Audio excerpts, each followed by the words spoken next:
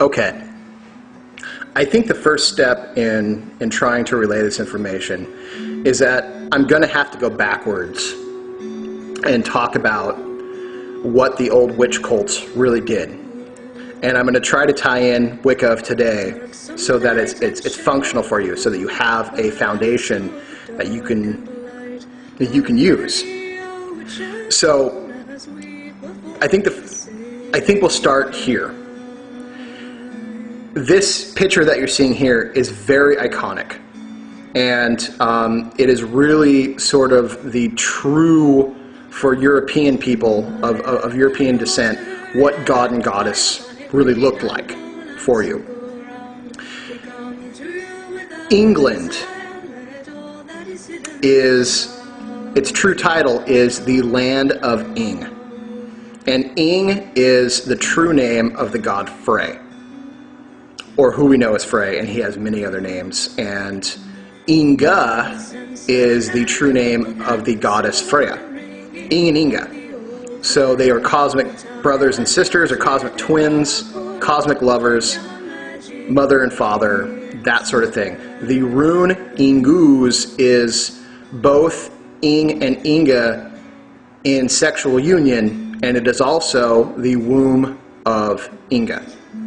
It is also the cauldron, something a lot of you probably don't know. So the old fertility cults, where they would watch animals have sex, humans learned how to procreate. They probably had already figured it out, but they watched animals to really kind of figure it out further. They followed elk. They followed and learned their they learned their migration. They picked through their bones. They wore their skins. They were interlinked fully to these beasts that they hunted. They were usually going to be the horned beasts, and so they revered them because their meat gave them life, their fur gave them warmth and clothing, and they realized that when they died, their bodies would rot, and the forest would grow fungus and mushrooms on them, which they would then eat and have hallucinogenic properties, and they would go visit the spirits of the dead.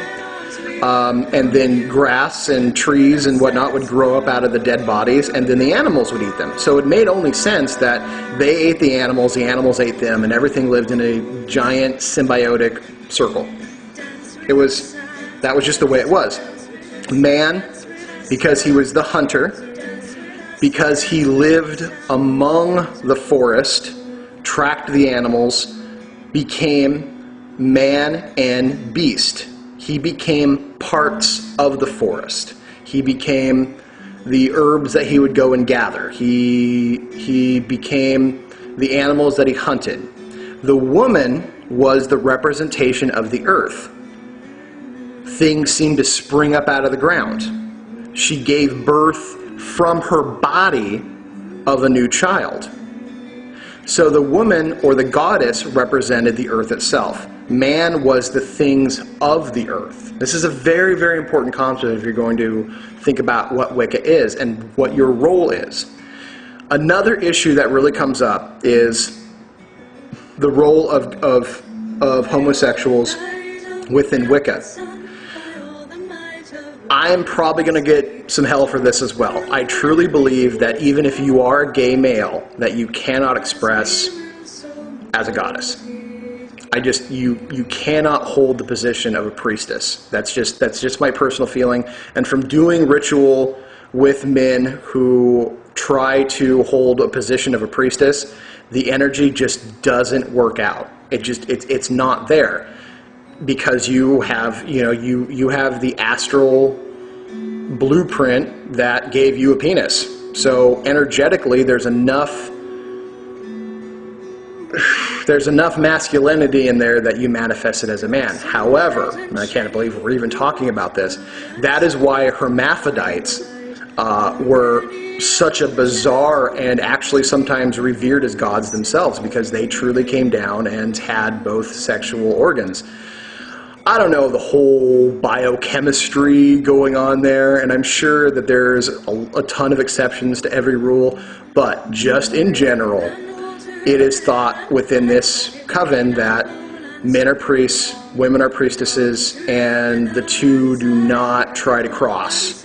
However, within this coven, there are a couple gay people, and they are treated wonderfully. So, I mean, there is no homophobia. I just really want to put it out there.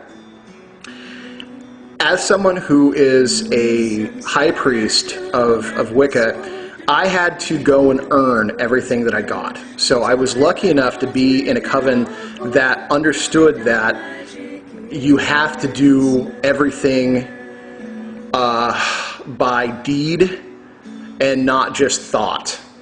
So when it came time for me to earn my horns, I was taken to a place where I had 3 days to go and find an animal that had my horns. I had to astrally hunt him down first, and then I had to hunt him down in the physical. I had to make it a quick and clean kill. I had to honor the spirit in the way that my ancestors would have, and I had to skin and prepare the body and take the horns and prepare my horn crown from the body of that animal. And that was one of the most powerful things that I've ever been through. When it was time for me to earn my sword, I had to learn the mystery of the sword. The sword cuts both ways. So I had to cut, I had to cut somebody else, and then the sword I had to cut myself. I had to learn what it felt like on both ends. Now, these are things that I really got to stress, be very careful with, because, you know, you've got to be so responsible and so mature with it that people can really hurt themselves in the way that, you know, the tradition that I was brought up in. But that's one of the reasons I have the authority that I have. It's because I had to go through those steps, and I had to show that I understood what it meant to cut someone else and to get cut myself. I respect that sword. Now, most people will say, well, you can never use a sword that's had blood on it. I want to tell you how bullshit that is, because let me tell you, those old weapons of the past, those old clubs, those old stone axes, the ones who did the most killing were the ones that were revered the most, because in those days, when you used those weapons, you were defending your tribe. And when you brought those weapons back and you held the energy of the god of that tribe, it was the god of the tribe that gave you the power to defend it. So let's just end this nonsense here about how your sword, you know, should never have tasted blood. In fact, it should have. That way, it will know, and you will know what life is. You know, I had to spend a great deal of time watching how life ate life. You know, that's why vultures and ravens and things that eat the dead had such a bizarre reverence for very dark witch cults, because few things actually eat dead things. You know, scavengers are the minority in nature. Most of nature, life hunts down and eats life. So you also have to learn the mystery that to be alive is to eat somebody else, is to eat something else. And the trick is not to try to get away from that. The trick is to learn how to do it in the most responsible and virtuous way that you can. And it is always to thank and honor what gave you the energy to go on. And it is to learn the mystery that selfishness is not about taking. It is about not giving back. You have to fully give yourself over to, you need to make a life for yourself. You need to defend what's yours. You need to make a life for your family. You need to make a life for your coven. You need to make a life for your friends. You need to, all these things. You know, your community is so important. You need to help make a life for them. And sometimes that means taking. Well, in essence, it always means taking, but But sometimes it means actually, doing something that people would consider taking. But you have to give yourself over to the fact that eventually one day you will have to give.